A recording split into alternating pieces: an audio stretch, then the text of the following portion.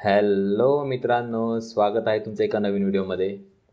मित्रांनो, आज आपण काय करणार आहे, आपण गोल्डमध्येच का ट्रेड करतो यासाठी आपण आज ChatGPTचा आधार घेणार आहे. ठीक आहे, याचं कारण शोधण्यासाठी की आपण गोल्डमध्येच का ट्रेड करतो. ठीक आहे, तर चला जाऊया ChatGPT आणि त्याला आपण मराठीमध्ये आपल्या मराठी भाषेत काही प्रश्न विचारू आणि तो आपल्याला उत्तर देईल की आपण गोल्डमध्येच ट्रेड का करायला पाहिजे. ठीक आहे, चलो तर आपण जाऊया ChatGPTवर. इथे आलं, इथे मी विचारलं की गोल्डचा ट्रेंड हा लॉंग टाईममध्ये अप ट्रेंडच का असतो.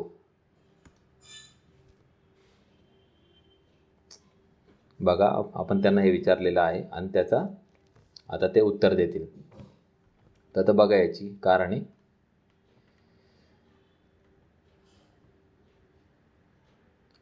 आता इथे बघू शकता,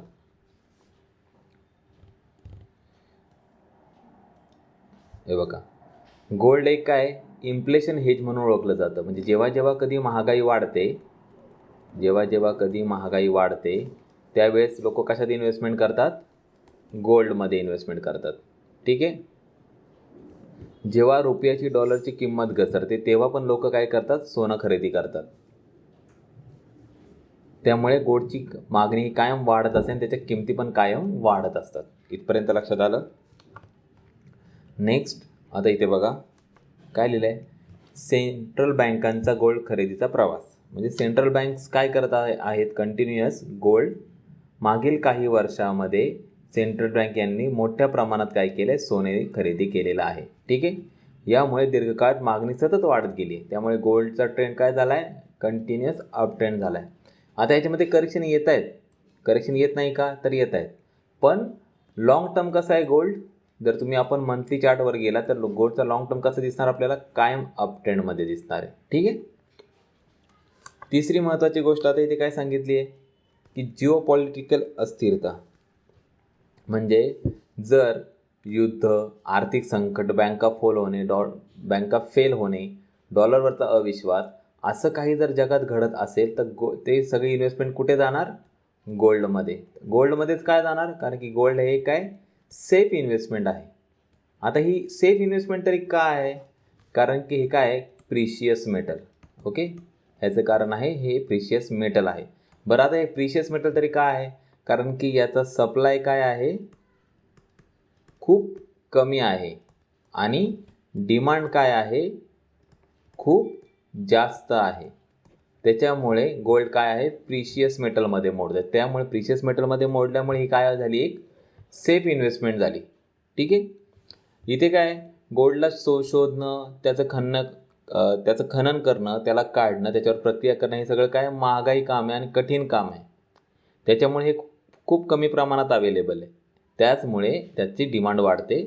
डिमांड जास्त असल्यामुळे त्याची प्राईज वाढते. प्राईज जास्त असल्यामुळे ते एक सेफ इन्व्हेस्टमेंट म्हणून पकडलं जातं. म्हणून त्याचा ट्रेंड कायम काय असतो, अप ट्रेंडमध्ये असतो.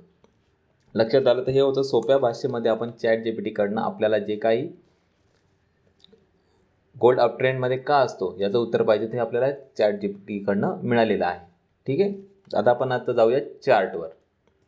आता लक्षात घ्या, आपली स्ट्रॅटर्जी जी आहे ती काय आहे, आपली स्ट्रॅटर्जी आहे ॲव्हरेजिंग स्ट्रॅटर्जी. ओके, आपली ॲव्हरेजिंग स्ट्रॅटर्जी आहे. आपण कुठे ट्रेड करतो मित्रांनो या स्ट्रॅटर्जीने, गोल्डमध्ये आपण कुठे ट्रेड करतो, तर XAU USD मध्ये आपण काय करतो, ट्रेड करतो. हे काय, हे एक फॉरेक्स पेअर आहे. ओके, फॉरेक्स पेअरमध्ये काय, मेटलमध्ये हे. ठीक आहे, आता लक्षात घ्या, भारतामध्ये काम करत असताना आपल्या इथे हे फॉरेक्स काय आत्तापर्यंत लीगल नाही. आपल्या इथे फक्त एकच चालतं, USD INR वगैरे, आणि यासारखे बाकी काही छोटे मोठे पेअर्स आहेत ते आपल्या इथे चालतात. पण हे आपल्या इथे फॉरेक्समध्ये करण्यात लीगल नाही आहे. त्यामुळे आपले व्हिडिओ पाहून कोणीही इंडियामध्ये राहून एक ट्रेड करू नका. ठीक आहे, आपण काय करू शकतो, दुबई, सिंगापूर या ठिकाणी हे लीगल वेने ट्रेड करता येऊ शकते, ते ट्रेडिंग अकाउंट ओपन करून. ठीक आहे, दुसरी महत्त्वाची गोष्ट, मी तुम्हाला इथे जे काही सांगतोय हे फक्त एज्युकेशनल पर्पजसाठी सांगतोय. कुणीही याला रेकमेंडेशन समजू नका, ठीक आहे. तुम्ही काय करा, बॅक हिस्ट्री करा. मी हे नेहमी सांगतो, बॅक हिस्ट्री करा. कमीत कमी 4 वर्षाची तरी बॅक हिस्ट्री करा, 4 इयर्सची. त्याच्यानंतर 3 महिने एक डेमो अकाउंट चालू करा. डेमो अकाउंट आपले इथे ओपन करू शकतो इथे राहूनसुद्धा, त्याला काही नाही. ह्या दोघांचे रिझल्ट बघा. तुम्हाला जर याचे रिझल्ट आवडले तर तुम्ही तुमच्या फायनान्शियल ॲडवायझर बरोबर बोलून त्यांचा सल्ला घेऊन तुम्ही तुमचे ट्रेड कंटिन्यू करू शकता. इथपर्यंत लक्षात आलं तर चला. आता काल पण आपली एक एंट्री टार्गेट, आपल्या एका एंट्रीने टार्गेट अचीव केलेलं आहे, ठीक आहे. ते आपण बघू. त्याआधी शॉर्टकटमध्ये रूल्स समजून घेऊयात. रूल्स अगदी सिम्पल आहे.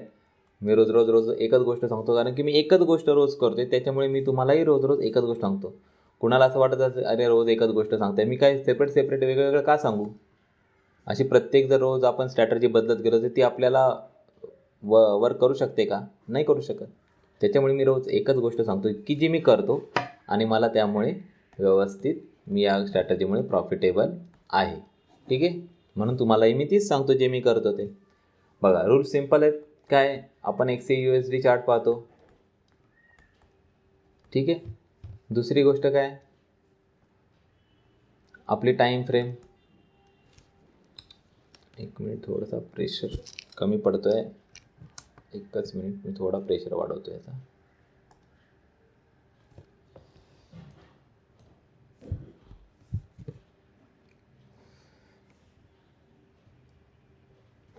ठीक आहे. हां ओके. रूल्स काय, आपण काय पाहतो, XAUSD चार्ट पाहतो, ठीक आहे. दुसरी गोष्ट म्हणजे आपली जी टाईम फ्रेम आहे ती काय आहे, आपली टाईम फ्रेम ही 1 तासाची आहे, 1 आवरची आहे. तिसरी गोष्ट, आपण एक इंडिकेटर लावतो, ते काय 9 AM आहे. चौथी गोष्ट, आपण फिक्स टार्गेट घेतो. आपलं टार्गेट किती असतं, $10. पाचवी गोष्ट, आपला टाईम पिरियड काय आहे, कुठल्या वेळेत आपण ट्रेड करतो, तर लक्षात घ्या, सकाळी 11:30 ते रात्री 12:30 यामध्ये जर आपल्याला ट्रेड मिळाला तर आपण तो करतो. तो आपल्या स्ट्रॅटर्जीमध्ये बसला पाहिजे तर तो आपण करतो आणि टार्गेटची वाट बघतो, ओके. 6वी गोष्ट काय आहे, आपलं फंड साईज आणि लॉट साईज. आता ह्या दोघांमध्ये गोम काय आहे, फंड साईज आणि लॉट साईजमध्ये, की आपला फंड एवढा कॅपेबल पाहिजे, की आपल्याला किमान 5 वेळा तरी ॲव्हरेजिंग करता यायला हवं, ओके. आपली स्ट्रॅटर्जीज ॲव्हरेजिंगची मित्रांनो, त्याच्यामुळे आपला फंड तेवढा कॅपेबल पाहिजेच. आता उदाहरणार्थ काय, सपोज तुमच्याकडे 5 लाख फंड असेल तर तुमची लॉट साईज किती पाहिजे, 0.01ची, ओके. ही एवढी लॉट साईज असलं की हे मॅनेज बरोबर होतं, ठीक आहे. त्यासाठी तुमचं डिसिप्लिनमध्ये राहणं पण फार गरजेचं आहे. डिसिप्लिन, 7वी आपला रूल आहे, डिसिप्लिन अँड कन्सिस्टन्सी, ठीक आहे. हे डिसिप्लिनमध्ये राहणं खूप गरजेचं आहे. डिसिप्लिनमध्ये राहणं म्हणजे काय, फिक्स टार्गेट घेणे, 9 AM इंडिकेटर लावणे, 1 आवरची टाईम फ्रेम भरणे, सकाळी 11:30 ते रात्री 12:30 मध्येच ट्रेड करणे आणि फंड साईज आणि लॉट साईज ही मॅनेज ठेवणे, ओके. इथपर्यंत तुम्हाला लक्षात आलं असेल. मित्रांनो हे असं केलं ना, किमान मंथली आपल्याला 10 ते 12 ट्रेड आरामात मिळतात, ओके. त्यातले 7 ते 8 ट्रेड लगेच टार्गेट अचीव करतात. एखाद दुसरा ट्रेड आपला होल्ड होतो, तो काही दिवसांनी आपलं टार्गेट अचीव करतो. आपण आता तुम्ही याचं उत्तम उदाहरण म्हणजे आपले मागचे 2 व्हिडिओमध्ये पाहिले जर तुम्ही, तर तुमच्या लक्षात येईल की आपले होल्ड ट्रेडसुद्धा काय झाले, टार्गेट अचीव झालेले आहेत आत्तापर्यंत. आणि किती दिवस होल्ड करतो आपण, 4 दिवस, 5 दिवस, फार तर 7-8 दिवस, ठीक आहे. त्यामुळे मंथली आपल्याला साधारण 2 to 3% आरामात मिळतं. याच्यापेक्षा जास्तची अपेक्षा करायची असेल तर कृपया हा व्हिडिओ इथे सोडून तुम्ही जाऊ शकता, कारण की मोठे ट्रेडरसुद्धा इयरली 24 to 30% त्यांच्या कॅपिटलवर गेन करतात, ठीक आहे. आपण काही त्यांच्यापेक्षा वेगळे नाही आहे. आपण सुद्धा 2 ते 3%मध्येच मंथली आपल्याला प्रॉफिट मिळावं एवढीच आपली अपेक्षा आहे. इथपर्यंत लक्षात आलं. चला मी तुम्हाला चार्टवर जाऊन पटकन सर्व समजावून सांगतो. आपण आलो आहोत चार्टवरती. आता जर तुम्हाला मागे आपण काय केलं असेल त्याची हिस्ट्री बघायची असेल तर तुम्ही मागचे व्हिडिओ जाऊन बघू शकता. ठीक आहे. आता बघा काल तारीख होती, कालची डेट होती 2 जुलै. आता आपला टायमिंग काय, हे EMA वगैरे आता सगळ्यांना माहीत झाले कसं लावायचं, त्याच्यामुळे मी ते आता सांगणार नाही. किंवा जर माहीत नसेल तर दुसरा एक यूट्यूबवाला चॅनल बघून ठीक आहे मी सांगतोच इथे. हे बघा काही नाही, इथे इंडिकेटरमध्ये जायचं, इथे मूव्हिंग ॲव्हरेज रिबन म्हणून आहे, याच्यावर क्लिक करायचं. ह्याच्यावर क्लिक केलं की ते इथे येतं. याच्या सेटिंगमध्ये गेलो तर आपल्याला साधारण 4 EMA लावता येतात, पण आपल्याला एकच गरज आहे EMA 9 लावायचा, ओके म्हणायचं, झालं आपलं काम. ठीक आहे. हा इथं दिसला. आता स्ट्रॅटर्जी काय की जेव्हा कधी एखादी ग्रीन कॅन्डल ह्या मूव्हिंग ॲव्हरेजला, समजा हा मूव्हिंग ॲव्हरेज आहे, एखादी ग्रीन कॅन्डल ह्या मूव्हिंग ॲव्हरेजला टच होऊन ग्रीनमध्ये क्लोज झाली पाहिजे किंवा खालून वरती ग्रीनमध्ये क्लोज झाली पाहिजे. फक्त कॅन्डल नेहमी लक्षात ठेवा की कॅन्डल ग्रीनच पाहिजे. ओके, कॅन्डल नेहमी ग्रीनच पाहिजे. आणि जेव्हा नेक्स्ट कॅन्डल ह्या ग्रीन कॅन्डलचा हाय ब्रेक करेल तेव्हा आपली होणार एंट्री. ठीक आहे, इथे लक्षात आलं. आता मी तुम्हाला चार्टवर सांगतो. आता बघा काल काय होतं, 2 जुलै. साधारण आपला टायमिंग काय, सकाळी 11:30 ते रात्री 12:30. 11:30 इथे वाजले, 11:30, 12:30, 1:30, 2:30. 2:30च्या कॅन्डलनी काय केलं आहे, खालून मूव्हिंग ॲव्हरेजला क्रॉस करून कॅन्डल कशी झाली, ग्रीनमध्ये क्लोज झाली. आणि नेक्स्ट कॅन्डलने त्याचा हाय ब्रेक केला आहे. त्याचा हाय काय होता, तर त्याचा हाय होता 3342. ओके, तर मग आपली एंट्री कुठे झाली, आपली एंट्री झाली 3343ला झाली होती. ओके, याला काय केलं, आता घेता काय होतं, +$1 किंवा $2 पुढे जातं, तर ते एवढं इनफ आहे, जास्त जाता कामा नये. 3343 याला +$10 टार्गेट लावलं म्हणजे आपलं टार्गेट झालं 3353. आता हे 53 टार्गेट बघा, साधारण रात्रीच्या 12:30 कॅन्डलचा हाय बघितला तर आपण बघू, 11:30च्या कॅन्डलचा हाय जर बघितला तर आपण पाहू शकता इथे 55 हाय आहे आणि आपलं टार्गेट होतं 53. त्याच्यामुळे आपलं टार्गेट हे अचीव झालेलं आहे. हे टार्गेट काय झालं आहे, आपलं अचीव झाले कालचं. ओके, आता जर तुम्ही मागचे व्हिडिओ पाहिले तर आपली एक एंट्री होल्ड आहे, ती कुठे आहे, 3399ला. हे पाहण्यासाठी तुम्हाला मागचे व्हिडिओ बघावे लागतील, ही एंट्री कुठे आपली होल्ड आहे. आणि आपली दुसरी एक एंट्री होल्ड होती ती अशीच 3343ला होती, 44ला होती सॉरी. तर ह्या एंट्रीने आपलं टार्गेट अचीव केलेलं आहे, हे मी मागच्या व्हिडिओमध्ये दाखवलं आहे. आणि ही एंट्री आपली अजून होल्ड आहे. आता मी तुम्हाला काय सांगितलं की आपल्याला किती वेळा ॲव्हरेजिंग करता यायला पाहिजे, 5 वेळा ॲव्हरेजिंग करता यायला पाहिजे. आणि आता आपली एक एंट्री होल्ड आहे. कुठे होल्ड आहे, तर 3399ला. तर आपण काय करतो, मग आपण वेटिंग करतो. काय वेटिंग करतो की 339 -$50 म्हणजे 3349च्या खालीच मी माझी नेक्स्ट एंट्री ॲव्हरेजिंगची प्लॅन करणार. ओके, नेक्स्ट एंट्री आपण नेहमी 3349च्या खाली घेतो. आता आपण कालची एंट्री जरी पाहिली तर आपली साधारण इथे जी होती ती किती होती, 3343ची होती, म्हणजे 49च्या खाली. समजा आपली ही पण एंट्री अडकली असती तर आपण काय केलं असतं, 3343 -$50 म्हणजे हे किती झालं असतं, तर साधारण 3293च्या खाली आपण आपली नेक्स्ट एंट्री ॲव्हरेज केली असती. आणि सेम त्याला +$10 टार्गेट लावून आपण काय केलं असतं, वेटिंग. एक तर काय आपलं टार्गेट अचीव व्हावं किंवा आपल्याला ॲव्हरेजिंगला पुन्हा एंट्री मिळावी. इथपर्यंत लक्षात आलं. तर बघा आत्ता वाजले साधारण 1:30 होत आलेले आहेत दुपारचे, अजून आपल्याला कुठलीही एंट्री मिळाली नाही. तुम्ही पाहू शकता ही 11:30ची कॅन्डल आहे, ही 12:30ची आहे. ठीक आहे, इथपर्यंत आपल्या सगळ्यांच्या लक्षात आलं असेल. आता मित्रांनो इथे एक काम करताना लक्षात ठेवायचं की आपली इथे सायकॉलॉजी कशी पाहिजे, एकदम स्ट्रॉंग पाहिजे.